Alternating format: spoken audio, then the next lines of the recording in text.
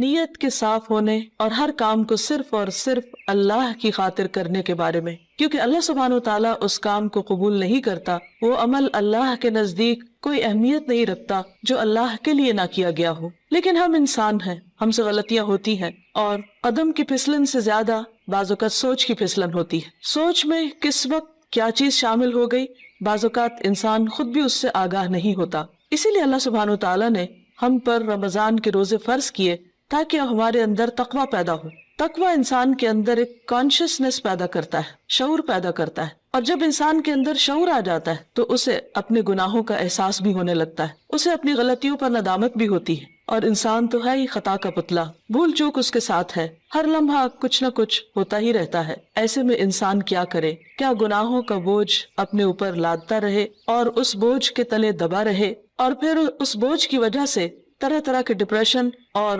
غم اور دکھ کا شکار رہے؟ نہیں، اللہ رب العزت واسع المغفرہ ہے، غفور الرحیم ہے، وہ اپنے بندوں کے گناہوں کو معاف کرتا ہے۔ رمضان کا مہینہ اس اعتبار سے ایک بہترین موقع ہے کہ ہم سب اپنے رب کی طرف رجوع کریں، انفرادی طور پر بھی اور اجتماعی طور پر بھی، اور اپنے گناہوں کی معافی مانگے۔ اللہ تعالیٰ کا وعدہ ہے کہ جو شخص سچے دل سے گناہوں کی معافی مانگے گا، اللہ تعالیٰ اس کو ضرور معاف کر دے گا، اور اللہ تعالیٰ کو معاف کرنے میں کچھ مشکل نہیں۔ قرآن مجید میں اللہ تعالیٰ فرماتے ہیں، قُلْ يَا عِبَادِيَ الَّذِينَ أَسْرَفُوا عَلَىٰ أَنفُسِهِمْ لَا تَقْنَطُوا مِن رَحْمَةِ اللَّهِ إِنَّ اللَّهَ يَغْفِرُ الذُّنُوبَ جَمِيعًا۔ آپ کہہ دیجئے کہ اے میرے بندو، جنہوں نے اپنی جانوں پر زیادتی کی ہے، جنہوں نے خود پر ظلم کیا ہے، لا تقنطوا من رحمت اللہ، اللہ کی رحمت سے مایوس نہ ہو جاؤ، بے شک اللہ سارے گناہ معاف کر سکتا ہے۔ اللہ تعالیٰ کے لیے کچھ بھی مشکل نہیں۔ ضرورت اس بات کی ہے کہ بندہ سچے دل کے ساتھ، پورے اخلاص کے ساتھ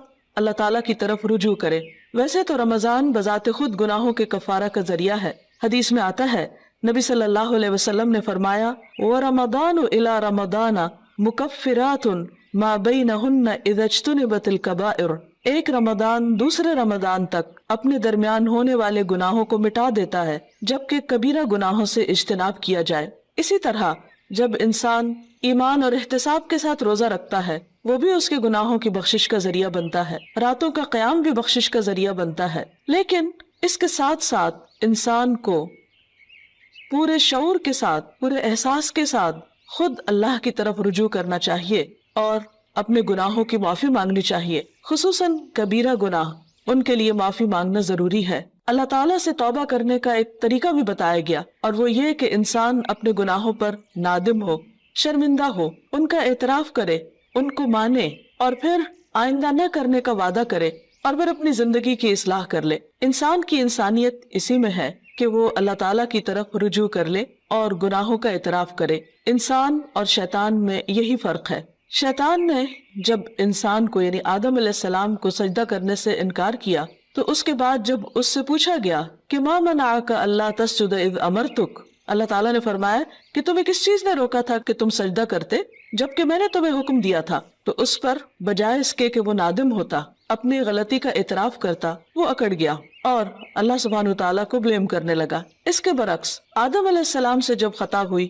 اور وہ بھول کر جنت کا وہ پھل کھا بیٹھے جس کے کھانے سے ان کو روکا گیا تھا، تو جب انہیں اپنی اس بات کا احساس ہوا کہ انہوں نے درست نہیں کیا اور ان سے جنت کا لباس اتروا لیا گیا، تو وہ فوراً اپنے رب کی طرف پلٹے اور انہوں نے اعتراف کیا اور دعا کی، ربنا ظلمنا انفسنا وان لم تغفر لنا وترحمنا لنکونن من الخاسرین، کہ اے ہمارے رب، ہم نے اپنی جانوں پر ظلم کیا اور اگر تو نے ہمیں معاف نہ کیا اور ہم پر رحم نہ کیا تو ہم ضرور نقصان اٹھانے والے ہو جائیں گے۔ گویا انسان غلطی تو کرتا ہے، لیکن اگر وہ رب کی طرف پلٹتا نہیں اور رب اس پر رحمت نہیں فرماتا تو پھر انسان کا کوئی ٹھکانہ نہیں۔ روزے کی حالت میں انسان کو اپنے آپ کا جائزہ لینے کا موقع ملتا ہے، کیونکہ بہت سی مصروفیات اور مشغولیات سے، خصوصاً کھانے پینے کی مشغولیت سے فراغت پانے کے بعد جب روزے کی حالت میں، بھوک کی حالت میں اس کو اپنا محاسبہ اور اپنا جائزہ لینے کا موقع ملتا ہے تو اپنی چھوٹی بڑی بہت سی خطائیں، بہت سی غلطیاں یاد آنے لگتی ہیں۔ ایسے میں انسان کا کام یہ ہے کہ انسان اپنی ہر غلطی پر اللہ تعالیٰ سے توبہ کرے اور دن میں کثرت کے ساتھ استغفار کرتا رہے، اللہ سبحانہ و تعالیٰ کی طرف رجوع کرتا رہے، خاص طور پر روزے کی افطاری کے وقت اور پھر سحری کے وقت، کیونکہ سحری کا وقت توبہ استغفار کا وقت ہے۔ قرآن مجید میں اللہ تعالیٰ اپنے بندوں کی خصوصیت بیان کرتے ہیں، وَبِالْأَسْحَارِ هُمْ يَسْتَغْفِرُونَ، اور سحری کے وقت وہ استغفار کرتے ہیں۔ سحری کے وقت یا تو سحری کی تیاری ہو رہی ہوتی ہے یا پھر انسان اس وقت کچھ کھا پی رہا ہوتا ہے، لیکن کچھ نہ کچھ وقت، خواہ وہ کام کاج کے دوران ہی کیوں نہ ہو، ضرور ایسا نکالنا چاہیے کہ جس میں انسان شعوری طور پر اللہ تعالیٰ سے توبہ کرے، کیونکہ اللہ تعالیٰ اس وقت اپنے بندوں کی طرف خاص طور پر توجہ فرماتا ہے۔ حدیث میں آتا ہے، ينزل اللہ تعالی الى السماء الدنیا كل ليلة لنصف الليل الآخر او لثلث الليل الآخر فيقول من ذا الذي يدعوني فأستجيب له من ذا الذي يسألني فأعطيه من ذا الذي يستغفرني فأغفر له حتى يطلع الفجر۔ اللہ تعالیٰ ہر رات کو آدھی رات یا ایک تہائی رات کے آخری حصے میں آسمان دنیا پر نزول فرماتے ہیں اور ارشاد فرماتے ہیں کہ کون ہے جو مجھ سے دعا مانگے اور میں اس کی دعا قبول کروں، کوئی ہے جو مجھ سے سوال کرے کہ میں اسے عطا کروں، کون ہے جو مجھ سے استغفار طلب کرے اور میں اسے بخش دوں، یہاں تک کہ فجر طلوع ہو جاتی ہے۔ یعنی اس وقت خاص طور پر اللہ تعالیٰ اپنے بندے کی طرف متوجہ ہو کر اس کو پکارتا ہے کہ تم غلطی کرنے کے بعد میری طرف لوٹ آؤ۔ رمضان ایک مبارک موقع ہے کہ جس میں انسان سحری کے وقت اٹھ ہی جاتا ہے، تو اس وقت اللہ سبحانہ وتعالیٰ کی اس پکار پر لبیک کہتے ہوئے اپنے گناہوں کی معافی مانگنی چاہیے اور اس کی طرف رجوع کرنا چاہیے، کیونکہ وَمَن يَغْفِرُ الذُّنُوبَ إِلَّا اللَّهُ، کون ہے جو گناہوں کی بخشش کرے سوائے اللہ کے۔ ہم میں سے کون ہے جو یہ دعویٰ کرے کہ اس سے کبھی کوئی غلطی نہیں ہوئی یا اس نے کوئی گناہ نہیں کیا؟ ہم سب خطا کار انسان ہیں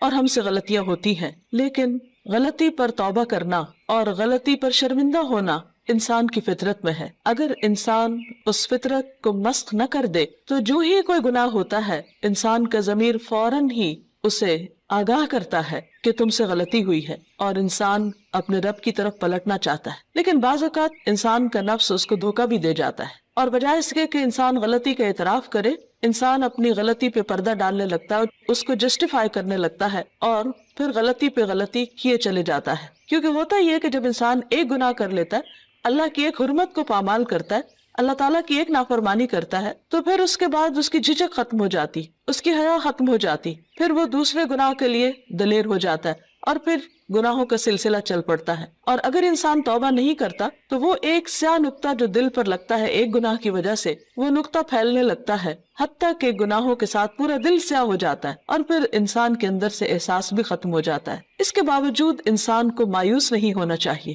جب تک انسان کی جان ہے، انسان کی سانس کا سلسلہ چل رہا ہے، اس کے لیے معافی کا دروازہ کھلا ہوا ہے۔ حدیث میں آتا ہے کہ ان اللہ یقبل توبۃ العبد ما لم یغرغر، اللہ تعالیٰ بندے کی توبہ قبول کرتا ہے جب تک کہ اس کے سانس اکھڑنے نہ لگے، یعنی دنیا سے رخصت نہ ہونے لگے، فوت نہ ہونے لگے۔ تو گویا ابھی اللہ تعالیٰ نے ہمیں جو زندگی اور یہ موقع دیا ہے، اس میں ہم واپس پلٹ آئیں، رجوع کر لیں، اللہ تعالیٰ کو راضی کر لیں اور کبیرہ اور صغیرہ دونوں طرح کے گناہوں سے معافی مانگیں۔ صغیرہ گناہوں کے کفارے کے لیے تو نماز، روزہ، حج، زکوٰۃ اور دیگر نیکیاں، امر بالمعروف، نہی عن المنکر، یہ چیزیں انسان کے لیے کفارہ بن جاتی ہیں، لیکن خصوصاً کبیرہ گناہوں کے لیے خاص طور پر معافی مانگنا ضروری ہے۔ مثلا کبیرہ گناہ کیا ہے؟ مثلا اللہ سبحانہ وتعالیٰ کے ساتھ شرک کرنا اور اس کے بعد والدین کی نافرمانی، والدین کو ناراض کرنا، ان کا دل دکھانا، ان کو پریشان کرنا، ان کی بات نہ ماننا۔ اللہ سبحانہ وتعالیٰ نے ایک نہیں کئی بار اپنے حق کے بعد انسانوں میں سے سب سے پہلا حق جس کا بتایا وہ والدین ہے، اور اللہ تعالیٰ کی رضامندی والد کی رضامندی میں ہے اور اللہ تعالیٰ کی ناراضگی والدین کی ناراضگی میں ہے۔ والدین کو ناراض کرنا کبیرہ گناہ ہے، اور اگر انسان کی وفات اس حال میں ہو جاتی تو اس وقت تک معافی نہیں ہوگی جب تک کہ والدین معاف نہ کر دیں۔ حقوق و لباد کے سلسلے میں جو بھی حق تلفی ہوتی، خواہ والدین کی نافرمانی یا کسی اور کی، یہ بات یاد رہے کہ انسان کو اس وقت صرف اللہ تعالیٰ سے ہی نہیں، بندوں سے بھی معافی مانگنی ہوگی، یعنی بندوں کو بھی راضی کرنا ہوگا۔ والدین کے بعد باقی رشتہ دار، دوست احباب اور انسانوں میں سے کسی انسان پر بھی اگر کوئی ظلم یا زیادتی ہوئی ہو تو اس کے لیے توبہ استغفار اور اس کے ساتھ ساتھ اس بندے سے معافی مانگنا بھی ضروری ہے۔ اسی طرح زبان کے بہت سے گناہ کبیرہ گناہ ہے، مثلا جھوٹ بولنا۔ اسی طرح غیبت، اور غیبت کیا ہے؟ کسی مسلمان بھائی کی پیٹھ پیچھے اس کی برائی کرنا، کسی پہ جھوٹا الزام لگانا، کسی کو تانا دینا، کسی کے بارے میں بدگمانی کرنا، کسی کا مذاق اڑانا، نقلیں اتارنا، یہ سب دوسروں کا دل توڑنے والی باتیں، یہ تہذیب کے دائرے سے نکلی ہوئی حرکتیں، اور ہمارا دین ان چیزوں کی قطعاً ہمیں اجازت نہیں دیتا۔ کسی کے ساتھ اختلاف کا ہو جانا، کسی کی بات کو ناپسند کرنا، یہ ہر انسان کا حق ہے، لیکن یہ سب کچھ دلیل کی بنا پر ہونا چاہیے، محض جذبات کی بنا پر نہیں، کہ ہم اگر کسی سے اختلاف کرتے ہیں تو پھر ہم اپنے لیے اس بات کو جائز کر لیں کہ جیسے چاہے پھر اس کے ساتھ معاملہ کرے، یا جیسے چاہے اس پر الزام تراشی کرے، اور پھر اس کے بعد خود کو سچا ثابت کر کے اپنے آپ کو مطمئن کر لے، تو یہ بات جائز نہ ہوگی، یہ کافی نہ ہوگی۔ انسان کے لیے خود اس کا سب سے بڑا دشمن اس کا اپنا نفس ہے، اور انسان بعض اوقات باہر کے دشمن کو پہچان لیتا ہے لیکن اندر کے دشمن کو نہیں پہچانتا، جب وہ انسان کو غلطی پر تھپکیاں دے کر سلا دیتا ہے، یا اس کو مطمئن کر دیتا ہے، یا پھر اسے صرف دوسروں کے عیب دکھاتا رہتا ہے اور اپنے عیب بھلوا دیتا ہے۔ اس لیے بہت ضروری ہے کہ ہم ان تمام گناہوں، خواہ وہ جسم سے تعلق رکھتے ہوں، خواہ وہ دل سے تعلق رکھتے ہوں، خواہ وہ زبان سے تعلق رکھتے ہوں، ان تمام گناہوں پر نمبر 1 شرمندگی کا اظہار کرے، نمبر 2 ان کا اعتراف کرے، نمبر 3 آئندہ نہ کرنے کا وعدہ کرے، اور نمبر 4 اللہ رب العزت سے دعا کرے کہ وہ ان گناہوں کو ڈھانپ دے، ان کو ہمارے نامہ اعمال سے مٹا دے، اور ہماری توبہ کی وجہ سے ان گناہوں کو بھی ہماری نیکیوں میں بدل دے، کیونکہ اللہ تعالیٰ کے لیے کچھ بھی مشکل نہیں۔ قرآن مجید میں آتا ہے وَهُوَ الَّذِي يَقْبَلُ التَّوْبَةَ عَنْ عِبَادِهِ، وہ اللہ ہی تو ہے جو بندوں سے توبہ قبول کرتا ہے اور اس کو پسند کرتا ہے کہ بندے اللہ کی طرف رجوع کریں۔ وَيَعْفُو عَنِ السَّيِّئَاتِ، اور وہ خطاؤں سے یعنی صغیرہ گناہوں سے درگزر کرتا ہے۔ وَيَعْلَمُ مَا تَفْعَلُونَ، اور وہ جانتا ہے جو کچھ بھی تم کرتے ہو، یعنی ہمارا کوئی بھی عمل، خواہ وہ چھوٹا ہو یا بڑا، تنہائی میں کیا ہو یا سب کے سامنے، اللہ سے تو چھپا ہوا نہیں، پھر اس کے فرشتے لکھ بھی رہے ہیں۔ اس لیے بہت ضروری ہے کہ اللہ کے حضور حاضر ہونے سے پہلے ہی ہم اپنے ان گناہوں کو اپنے نامہ اعمال سے اپنے آنسوؤں کے ساتھ دھو ڈالیں، اور عجز و انکساری کے ساتھ اللہ کے حضور جھکیں، اور زبان سے بھی استغفار کرتے رہیں، اور اس کے لیے خاص طور پر استغفر اللہ، اللہم اغفر لی اور استغفار کی دیگر دعائیں پڑھنا بھی فائدہ مند ہے۔ اللہ تعالی ہمیں عمل کی توفیق عطا فرمائے۔ وآخر دعوانا ان الحمد للہ رب العالمین۔